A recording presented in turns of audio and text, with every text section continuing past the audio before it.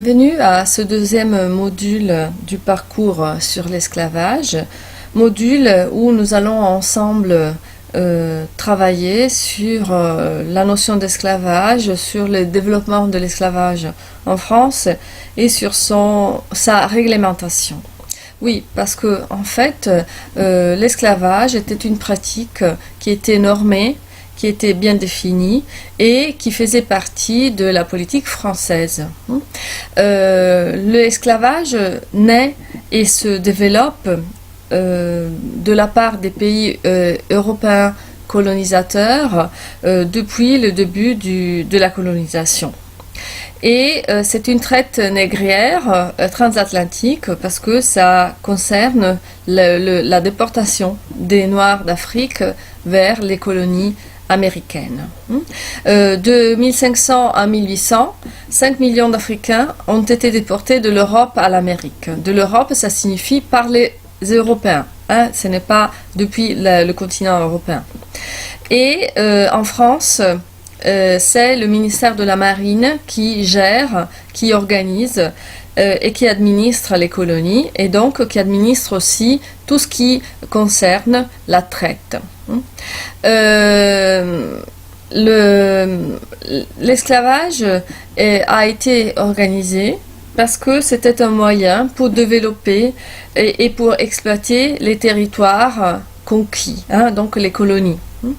Et en France, cette organisation était gérée par la Compagnie des Indes occidentales et la Compagnie des Indes orientales, donc par l'État, par la monarchie, par le ministre des Finances, et en même temps, elle était organisée par les privés, c'est-à-dire par les armateurs, par les entrepreneurs qui avaient les bateaux. Donc, par une ordonnance royale, on avait organisé, on avait donné aux armateurs la possibilité de transporter les esclaves. Louis XIV comprend très tôt que la traite va apporter beaucoup de richesses et qu'il faut que la monarchie gère la traite. Et en 1674, il fonde la Compagnie du Sénégal, justement pour organiser le passage des esclaves noirs de l'Afrique à l'Amérique. Il reproche à Colbert, qui était son ministre des Finances, de ne pas développer la traite, et donc il lui enlève, si vous voulez, ce marché. Et il s'en occupe personnellement. Et son but était celui d'acquérir beaucoup d'argent pour financer la construction du château de Versailles où il avait décidé d'installer la cour. Donc, il autorise la traite pour favoriser la culture de la canne à sucre aux Antilles. La motivation est tout à fait économique, bien sûr, toujours. Comment était organisée la traite? Les bateaux depuis la France, les ports étaient celui de Le Havre, Nantes, Bordeaux et La Rochelle, partaient plein de marchandises produites dans les manufactures françaises, des tissus, des armes et de l'alcool. Il allait sur les côtes de l'Afrique occidentale et vendait ces marchandises pour acheter des esclaves. Les esclaves depuis le Sénégal, par exemple, étaient embarqués et transportés aux Antilles. Vous avez là mentionné Saint-Domingue, Martinique, Guadeloupe et Guyane. Ils étaient vendus aux Antilles et les bateaux donc repartaient des Antilles pour la France en important les matières premières, le sucre, le tabac et le café. Voilà comment était conçu ce système. Pour gérer les Noirs, on avait aussi composer un code, un système de loi qui s'appelait le Code noir et qui a été promulgué en 1685. Depuis lors, l'esclavage s'est développé dans les colonies parce que c'était une ressource essentielle et permettait l'exploitation de haut niveau, intensive des territoires, des terrains. En même temps, les villes portuaires de la côte atlantique française se sont enrichies beaucoup, très enrichies, et parce que c'était de là-bas que partaient les bateaux. Et les Africains étaient vendus donc dans les colonies, et le système était très cruel parce que non seulement il y avait une perte de personnes entre le 10 et le 15% pendant le voyage, donc, mais il y avait aussi à l'arrivée la vente et les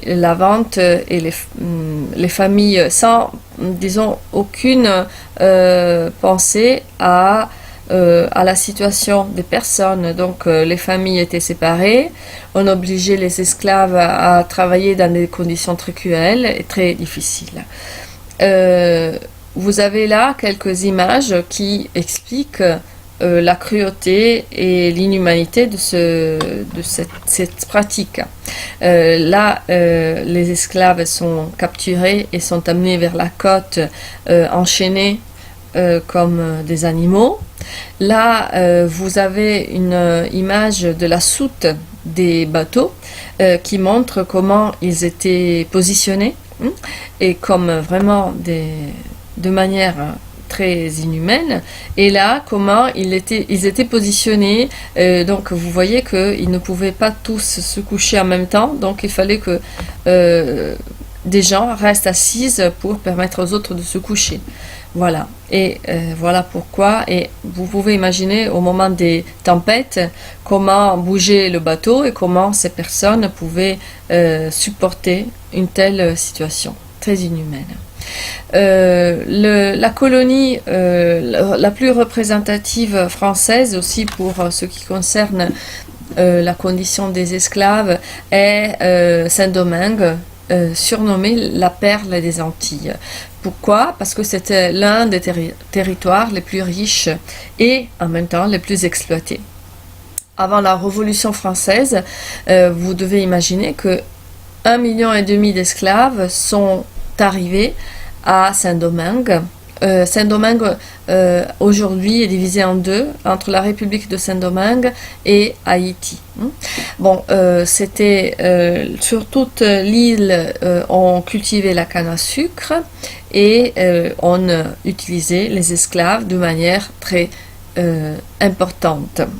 Donc, évidemment, la population d'esclaves était beaucoup plus importante que celle des blancs colonisateurs.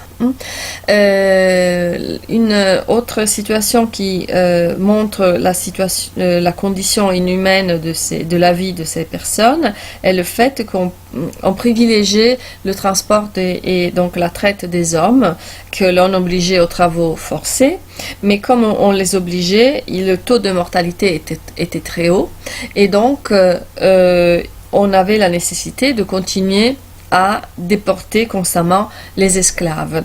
Et on privilégiait les hommes parce que sinon on aurait créé une communauté qui s'auto-alimentait, si vous voulez, en pouvant produire, en laissant les gens se reproduire.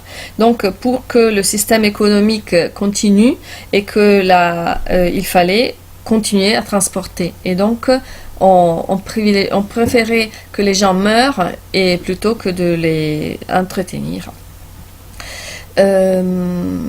J'ai évoqué tout à l'heure le Code noir qui a été promulgué en 1685.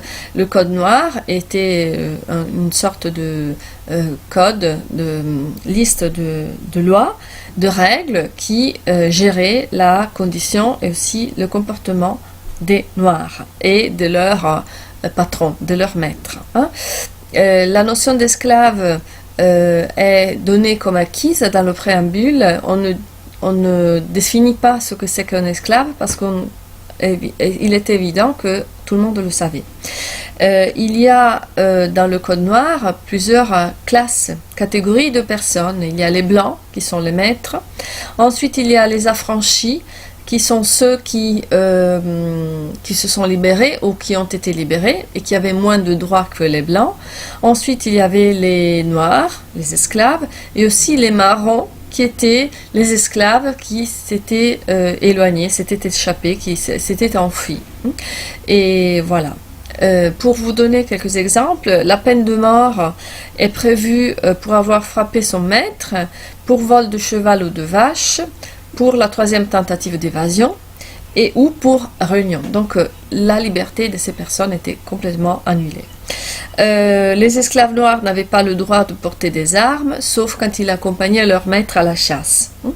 Et lorsqu'ils tentaient de s'échapper, de fuir, le marron, donc le noir devenait marron, avait les oreilles coupées la première fois, et il était marqué au fer rouge. La deuxième fois, à la deuxième tentative, on lui coupait le jarret, c'est-à-dire la jambe au-dessous du genou. Et à la troisième tentative, on l'a vu, ils étaient pendus. Cette situation continuera jusqu'à la moitié du 19e siècle. Et dans le prochain module, on verra comment on arrive à l'abolition de l'esclavage.